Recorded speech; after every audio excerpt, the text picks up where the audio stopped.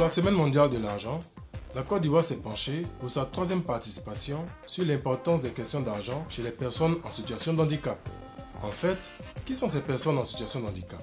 Ce sont les enfants, les jeunes et les adultes, aveugles, sourds, handicapés moteurs, bègues, personnes de petite taille, albinos. Quels sont donc les droits et les besoins en termes d'accès aux services financiers et à une autonomie financière de ces personnes en situation de handicap? Suivons donc ce micro-trottoir. Bon, quelqu'un qui ne voit pas même, c'est impossible qu'il gère même son argent.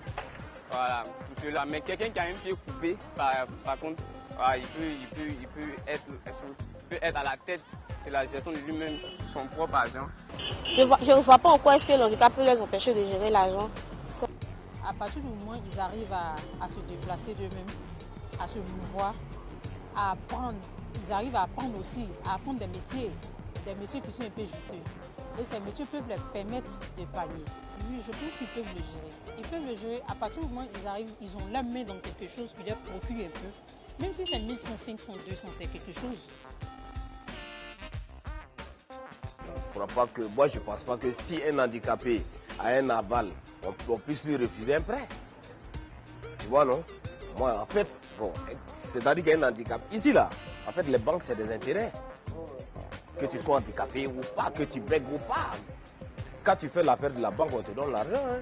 Parce qu'aujourd'hui, où on va, tu vas aller demander crédit à quelqu'un pour que demain, ça puisse être dans un bon cadre comme ça. Voilà, pour avoir compte, sectorat ou tout cela. Qui va te donner?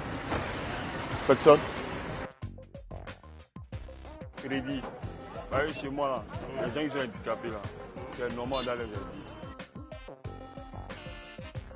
Les personnes handicapées, comme on le dit, ce sont des personnes tout comme nous.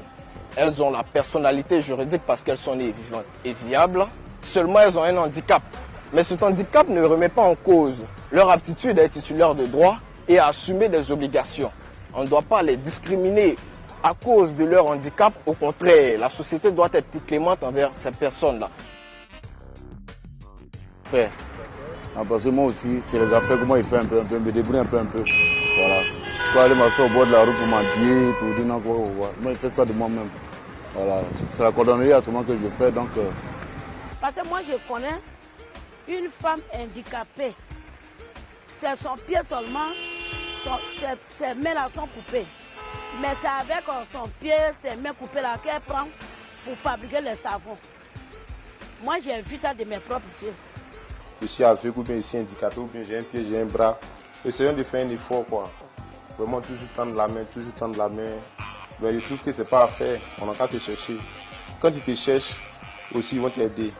Au lieu de rester là, toujours en train de tendre la main. Pour la semaine mondiale de l'argent, tout simplement, j'aimerais dire aux handicapés d'arrêter de tendre la main aux autres, d'arrêter de mendier, d'arrêter de demander, afin que les gens puissent vous aider.